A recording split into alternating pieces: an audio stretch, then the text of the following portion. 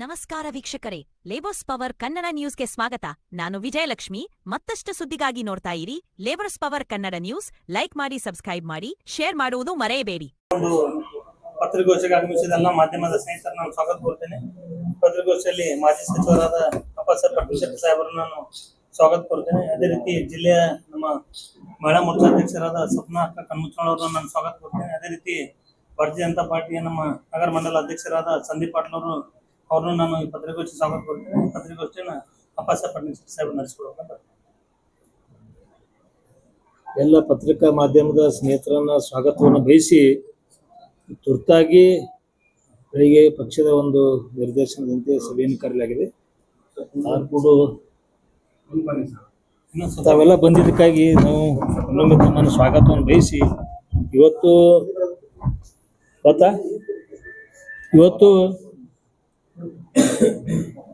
ನಮ್ಮ ದೇಶದಲ್ಲಿ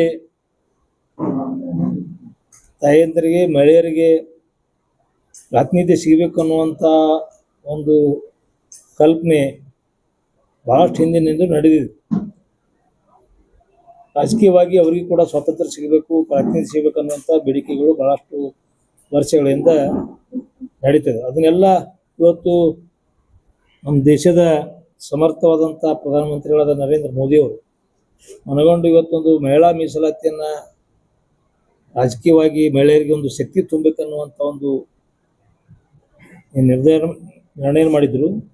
ನಿನ್ನೆ ನಡೆದಂಥ ಲೋಕಸಭಾ ಒಂದೇನು ಚರ್ಚೆಯಲ್ಲಿ ಕಾಂಗ್ರೆಸ್ಸು ಮತ್ತು ಅದರ ಮಿತ್ರರು ಸೇರಿ ವಿರೋಧ ಮಾಡಿ ಮಹಿಳೆಯರಿಗೆ ಸಿಗುವಂಥ ಒಂದು ಪ್ರಾತಿನಿಧ್ಯಕ್ಕೆ ವಿರೋಧ ಮಾಡಿದ್ದಾರೆ. ಬರೀ ರಾಜಕೀಯವಾಗಿ ಮಹಿಳೆಯರಿಗೆ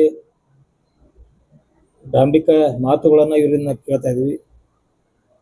ಬರೀ ಅವ್ರ ಬಗ್ಗೆ, ಮಹಿಳೆಯರ ಬಗ್ಗೆ ಭಾಷಣಗಳಲ್ಲಿ ಕಾಳಜಿ ಮಾಡುವಂಥದ್ದು, ಮೊಸಳೆ ಕಣ್ಣೀರು ಸುರಿಸುವಂಥ ಒಂದು ಪ್ರಯತ್ನವನ್ನು ಕಾಂಗ್ರೆಸ್ನವರು ಅವರು ಮಾಡ್ತಾ ಬಂದಿದ್ದಾರೆ. ನಿನ್ನೆ ಒಂದು ಏನಾದರೂ ಅದು ಬಿಲ್ ಪಾಸ್ ಆಗಿದ್ದರೆ ಸುವರ್ಣ ಅಕ್ಷರಗಳಲ್ಲಿ ಬರೆದಿಡುವಂಥ ಒಂದು ಸಂದರ್ಭ ಇತ್ತು.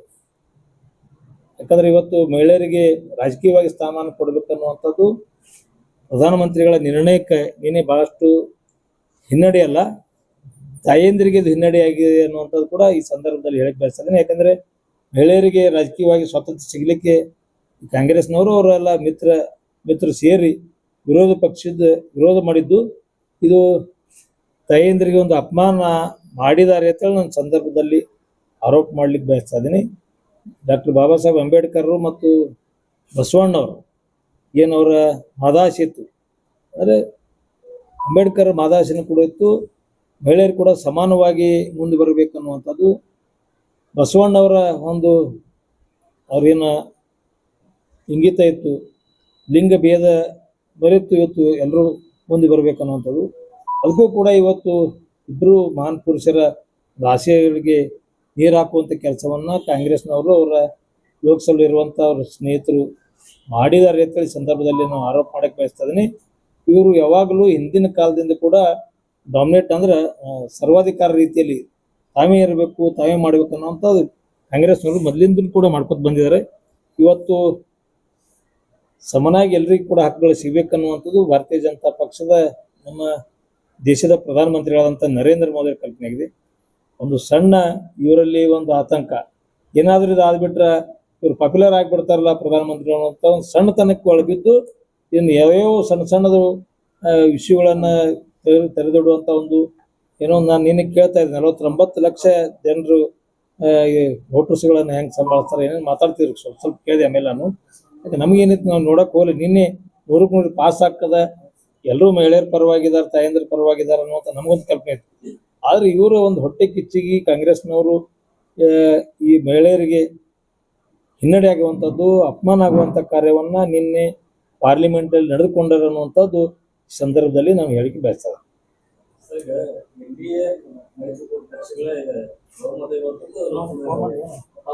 ಅಂದ್ರೆ ಇಲ್ಲ ಸರ್, ಒಂದು ಮೂರಾಂಶ ಇದು ಆಗ್ಬೇಕಾಗ್ತದೆ. ಅಲ್ಲಿ 50% ಹೆಚ್ಚಿಗಲ್ಲ, 50% ಹೆಚ್ಚಿಗಾದ್ರೆ ನಮ್ದು ಆಗ್ಬಿಡುತ್ತೆ. 50% ಹೆಚ್ಚಿಗೆ ನಮ್ದು ಆಗ್ತದೆ. 1/3 ಅಂದ್ರೆ ನಮ್ದು ಕೆಲವೊಬ್ಬರು ಇದು ಮಾಡಿಲ್ಲ.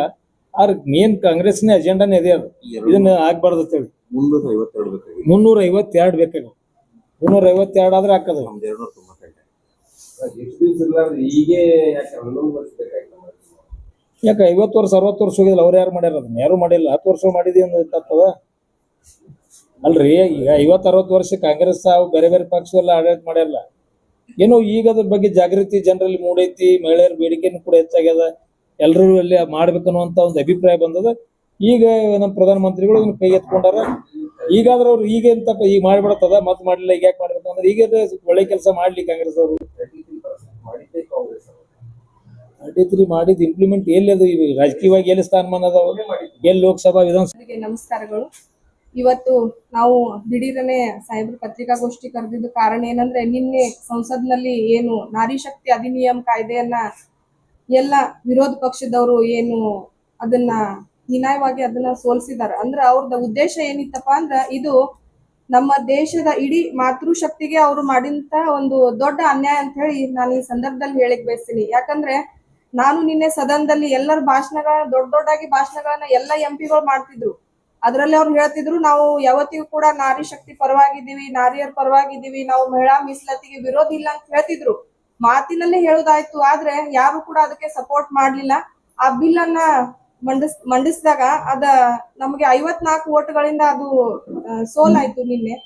ಈ ಸೋಲನ್ನ ಯಾವ ರೀತಿ ತಗೋಬೇಕಂತ ಹೇಳಿ ಗೊತ್ತಾಗ್ತಿಲ್ಲ. ಯಾಕಂದ್ರೆ ಕಾಂಗ್ರೆಸ್ ಸರ್ಕಾರ ಮತ್ತೆ ಕಾಂಗ್ರೆಸ್ ಪಕ್ಷದ ನೀತಿ ಏನೈತಪ್ಪ ಅಂದ್ರ, ಯಾವತ್ತಿಗೂ ಕೂಡ ಅವ್ರು ಮಹಿಳೆಯರ ವಿರೋಧಿನೇ ಅದಾರ. ಮಹಿಳೆಯರ ಪರವಾಗಿ ಯಾವ್ದು ಕಾರ್ಯಗಳನ್ನ ಅವ್ರು ಮಾಡಿಲ್ಲ. ಈಗ ನೋಡ್ರಿ, ಮೋದಿಜಿಯವ್ರ ಸರ್ಕಾರ ಬಂದ ಮೇಲೆನೆ ಮಾಡಿದ್ದು ಬೇಟಿ ಬಚಾವ್ ಬೇಟಿ ಪಡಾವ್ ಆಗಿರ್ಬೋದು, ಸುರಕ್ಷಾ ನಾರಿ ವಂದನ್ ಅಭಿಯಾನ ಆಗಿರ್ಬೋದು, ಮತ್ತೆ ಸ್ವಚ್ಛತಾ ಅಭಿಯಾನದಲ್ಲಿ ಮಹಿಳೆಯರಿಗೆ ಒಂದು ಸುರಕ್ಷತೆಯನ್ನ ಕೊಟ್ಟಿರುವಂತದ್ದು ನಮ್ಮ ಮೋದಿಜಿಯವ್ರ ಸರ್ಕಾರ. ಈಗಾಗಲೇ ಅಣ್ಣವ್ರು ಹೇಳಿದ್ರು 33% ಮಾಡಿರೋದು ಕಾಂಗ್ರೆಸ್ ಸರ್ಕಾರ ಅಂತ ಹೇಳಿ. ಆದ್ರೆ ನೀವು ಯೋಚನೆ ಮಾಡ್ಬೇಕು, 33% ಹಿಂದೆ ಇದ್ದಾಗ ಯಾವ ನಾರಿಯರು ಮುಂದೆ ಬಂದ್ರೆ ಅದನ್ನೇ ಆಡಳಿತದಲ್ಲಿ ಕೆಲಸ ಮಾಡಿದಾರ. ನನಗೆ ಒಂದು ಉದಾಹರಣೆ ಇದ್ರೆ ಹೇಳಿ ನೀವು. ಪಂಚಾಯತ್ ಆಗಿರ್ಬೋದು, ನಗರಸಭೆಯಲ್ಲಿ ಆಗಿರ್ಬೋದು, ಮಹಾನಗರ ಪಾಲಿಕೆಯಲ್ಲಿ ಆಗಿರ್ಬೋದು, ಹೆಸರಿಗಷ್ಟೇ ಮಹಿಳೆಯರು ಇದ್ರು ಅವಾಗ. ಬಟ್ ಮಹಿಳೆಯರ ಕಾರ್ಯರೂಪಕ್ಕೆ ಬಂದಿದ್ದು, ಅವರ ಧೈರ್ಯನ ತುಂಬಿಕೊಂಡು ಮುಂದ್ ಬಂದಿದ್ದು ಯಾವ ಕಾಲದಲ್ಲಿ ಅಂದ್ರೆ, ಅದು ನಮ್ಮ ಮೋದಿಜಿಯವ್ರ ಸರ್ಕಾರ ಬಂದ್ಮೇಲೆ ನಮ್ಮ ಮೋದಿಜಿಯವ್ರ ಮಹಿಳೆಯರಿಗೆ ಏನು ಸ್ವಾವಲಂಬಿ ಬದುಕನ್ನ ಕೊಟ್ಟರು, SHG ಗ್ರೂಪ್ಗಳಿಗೆ ಅನುದಾನ ಕೊಟ್ಟದ್ಮೇಲೆ ಎಲ್ಲಾ ಮಹಿಳೆಯರು ಮುಂದ್ ಬಂದು ಕಾರ್ಬಾರ್ ಅಂದ್ರೆ ನಮ್ಮ ರಾಜಕೀಯವಾಗಿ ಆಗಿರ್ಬೋದು, ಸಾಮಾಜಿಕವಾಗಿ ಆಗಿರ್ಬೋದು ಬೆಳವಣಿಗೆ ಮಹಿಳೆಯರ್ದಾಗಿರೋದು ನಮ್ಮ ಭಾರತೀಯ ಜನತಾ ಪಾರ್ಟಿ ಸರ್ಕಾರ ಬಂದ್ಮೇಲೆ ಮತ್ತು ಮೋದಿಜಿಯವರ ಆಡಳಿತದಲ್ಲಿನೇ ಮಹಿಳೆಯರಿಗಾಗಿ ಒಂದು ಹೆಚ್ಚಿನ ಒತ್ತನ್ನ ನಮ್ಮ ಮಾತೃಶಕ್ತಿಗೆ ನಮ್ಮ ಮೋದಿಜಿಯವ್ರು ಕೊಟ್ಟಿದ್ದಾರೆ. ಈಗ ನಿನ್ನೆ ಅವ್ರು ಮಾಡಿದ್ದು ಒಂದು ಅಸಾಧ್ಯವಾದ ಕೆಲಸ ಒಂದು ಭಾರತೀಯ ಜನತಾ ಪಕ್ಷ ಲೀಡರ್ಗಳು ಇವತ್ತು ಇಡೀ ರಾಜ್ಯದ ಎಲ್ಲಾ ನಾಯಕರು ಬಂದು ಅಲ್ಲಿ ಕಾರ್ಯ ಮಾಡ್ಯಾರ. ಹಲವಾರು ನಮ್ಮ ಸಂಘಟನೆಗಳು ಇವತ್ತು ಸಕ್ರಿಯವಾಗಿ ಅಲ್ಲಿ ಕೆಲಸ ಮಾಡ್ಯಾರ. ಇವರು ಒಬ್ರು ಬಂದ್ರಿಂದ ಅದು ಗೆಲ್ತಿತ್ತು, ಒಂದು ಸೋಲ್ತಿತ್ತು ಅನ್ನುವಂಥದ್ದಲ್ಲ, ಎಲ್ಲರೂ ಮಾಡ್ಯಾರ. ಅವರು ತಮ್ಮ ಫ್ರೆಂಡ್ಶಿಪ್ ಅವ್ರ ವೈಯಕ್ತಿಕ ಸಂಬಂಧ ಇಟ್ಕೊಂಡು ಅವ್ರು ಬಂದು ಕೆಲಸ ಮಾಡ್ಯಾರ. ಅದಕ್ಕೇನು ಅವ್ರಿಗೆ ಯಾರು ಬಾ ಅನ್ನೋದಿಲ್ಲ, ಅವ್ರಿಗೆ ಬೇಡ ಒಂದಿಲ್ಲ. ನಾವು ಅಸಲಿ ಎಲ್ಲಾ ಕಾರ್ಯಕ್ರಮಗಳೆಲ್ಲ ಬಸನಗೌಡರೇ ಹಿಂದಿದ್ರು. ಬಸನಗೌಡರು ಹೋದಲೆಲ್ಲ ಜನಾನೇ ಸೇರ್ತಿದ್ರು. ಅವ್ರು ಹೇಳ್ಯಾರ, ಇವರೆಲ್ಲ ಅವ್ರು ಹೇಳ್ತಾರೆ. ಅವ್ರದೇ ಆದಂತ ಒಂದು ಸ್ಟೈಲ್ನ ಅವ್ರು ಹೇಳ್ತಾರೆ. ಯಾರು 4 ಮಂದಿ ಮುಖ್ಯಮಂತ್ರಿಗಳು ಹೋದ್ರು 1000 ಮಂದಿ ಸೇರಂಗಿಲ್ಲ. ನಾವು ಹೋದಲ್ಲಿ 10,000 ಯಾರು ಹೋಗಿ ತಲೆ ಎಣ್ಸಕ್ ಆಗ್ತದ? ಅಲ್ಲಿ ಹೋಗಿ ಅವ್ರು ಅದಾವ ಕ್ಯಾಮ್ರಾ ಮನಗಳು ಅದಾವ, ಮ್ಯಾಗ ತಲೆ ಮ್ಯಾಗಿಂದು ಬಡ್ಡೆ ಅಂದು ಹಾಯಿಸಿ ಹೊಡಚ್ಚಿ ಮಂದಿ ಮಕ್ಕಳಿಂದ ತೋರಿಸಿ 10,000 ಮಂದಿ ಕೂಡ ಹೇಳ್ತಾರೆ. ಅವ್ರದ್ದೊಂದು ಸ್ಟಾಪ್ ಅದ, ಅವ್ರದ್ದೊಂದು ಸಿಬ್ಬಂದಿ ಇರ್ತದೆ, ಎಲ್ಲಿ ಬೇಕಾದ್ರೆ ಅವ್ರ ಬ್ಯಾಂಕ್ ಅದ.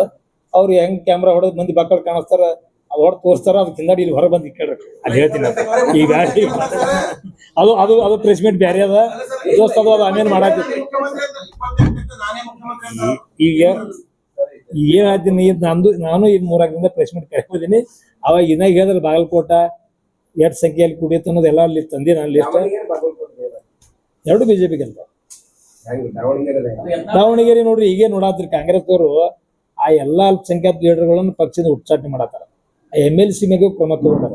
ಇದರ್ಥ ಏನೋ ಅವ್ರಿಗೆ ಗೊತ್ತಾಗ್ಯದ, ಇವ್ರು ಕಾಂಗ್ರೆಸ್ ಮಾಡಿಲ್ಲ, ನಮ್ಮ ಸೋಲು ಒಪ್ಕೊಂಡ್ಬಿಟ್ರು. ಅವರು ಪಕ್ಷದ ಅಧ್ಯಕ್ಷರು ರಿಸಲ್ಟ್ ಬರೋಕ್ಕಿಂತ ಮುಂಚೆನೆ ಅಲ್ಲಿಯೇ ಅಲ್ಪಸಂಖ್ಯಾತ ಲೀಡರ್ಗಳನ್ನ, ರಾಜ್ಯದ ಕೆಲವೊಬ್ಬರು ಲೀಡರ್ಗಳನ್ನ ಕ್ರಮ ತಗೊಳ್ಳುವಂಥದ್ದು, ಪಕ್ಷದ ಹೊರ ಮಾಡತ್ತಾರ. ಅವ್ರು ಹತಾಶೆ ಆಗ್ಯಾರ.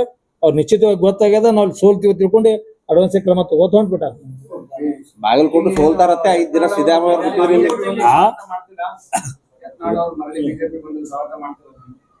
ಯಾರು ಬರ್ತೀನಿ ಅವ್ರು ಹೇಳಿಲ್ರಿ. ಅವ್ರು ಸ್ವಂತ ಪಾರ್ಟಿ ಮಾಡ್ತೀನಿ ಅಂತ ಹೇಳ್ಯಾರ. ಸ್ವಂತ ಪಾರ್ಟಿ ಮಾಡ್ತೀನಿ ಅಂತ ಹೇಳ್ಯಾರ. ಅವ್ರು ಬರ್ತೀನಿ ಅಂತ ಹೇಳಿಲ್ಲ. JCB ಮಾಡ್ತೀನಿ ಅಂತ ಹೇಳ್ಯಾರ. ಒಂದ್ ವೇಳೆ ಬಂದ್ರೆ ಏನ್ ಅಲ್ಲ, ಮಾಡ್ತೀರಿ? ನಿಮ್ ರಾಜ್ಯಾಧ್ಯಕ್ಷರು ಮತ್ತೆ ಅವ್ರು ಯಡಿಯೂರಪ್ಪ ಅವ್ರಿಗೆ indirect ಆಗಿ ಎಲ್ಲರೂ ಕರ್ಕೊಂಡು ಸ್ವಾಗತ ಮಾಡ್ತಾರೆ. ನೋಡ್ಲಿಕ್ಕೆ ಬಹಳ ಇಷ್ಟ ಐತಿ ಆದ್ರೆ ಕೆಲವೊಂದಿಂತರೆಲ್ಲ ನಮ್ಗೆ ಇದು ಮಾಡ್ತಾರ ಅವ್ರ ಬಗ್ಗೆ ತೆಗೆದುಕೊಳ್ಳೋದು ಏನೇನ್ರಿ ಬೆಂಗಳೂರು ಸ್ಟ್ಯಾಂಡ್ನಾಗ ಹೇಳ್ತೀನಿ ಇಲ್ಲಿ ಬ್ಯಾಡ ಇದೆಲ್ಲ ವ್ಯವಸ್ಥೆ ಹಾಳಾಕದ ಪಾರ್ಟಿ ಈ ಸ್ಟೇಟ್ಮೆಂಟ್ ಹಾಳಾಕದ ಈ ಬ್ಯಾಡಿಗೆ ಅಂದ್ರೆ ಒಂದೇ ಯಾಕ್ರಿ ಸರ್ ಈಗ ಬ್ಯಾಡ ಒಟ್ಟು ಹಂಗೆ ಒಮ್ಮೆ ಕೇಳತ್ತಿತ್ತ ಪಾರ್ಟಿ ಅಂಗಲ್ನಾಗೆ ಹೇಳ್ರಿ ನಮ್ಗೆ. ನೀವು ಒಟ್ಟು ವೈಯಕ್ತಿಕ ಈಗ ಬಸವನಗೌಡ ಪಾಟೀಲ್ ಯತ್ನಾಳ್ ಬೇರೆ ಕೆಲ್ಸ ಇಲ್ಲ. ಇಲ್ಲ ಅಂದ್ರೂ ಬಂದು ಪ್ರಚಾರ ಮಾಡ್ಯಾರ. ಒಂದ್ ವೇಳೆ ಗೆದ್ರೆ ಕ್ರೆಡಿಟ್ ಯಾರಿಗೆ ಹೋಗುತ್ತೆ? ಗೆದ್ರೆ ಪಕ್ಷಕ್ಕೆ ಹೋಗ್ತದ ಭಾರತೀಯ ಜನತಾ ಪಕ್ಷಕ್ಕೆ ಹೋಗ್ತದ್ರಿ ಯಾರು ಸಂಬೋಧನೆ ಪಡಂಗಿಲ್ಲ ಅಲ್ಲಿ ಯಾರು ಎಲ್ಲ ಸಂಬಂಧ ರಾಜ್ಯಾಧ್ಯಕ್ಷ 4 ದಿವಸ ಅಲ್ಲಿ ವಾರಗಟ್ಟಲೆ ಅಲ್ಲಿ ಆದ್ರೆ ರಾಜ್ಯಾಧ್ಯಕ್ಷ ಸಿದ್ದರಾಮಯ್ಯ ಇದ್ರು ಈ ಅಲ್ಲಿ ಹೊರ ಬರ ಹೇಳ್ತೀನಿ ನಡೀನಿ ಈ ಮಾತಿದು ಇದು ಹಾಳ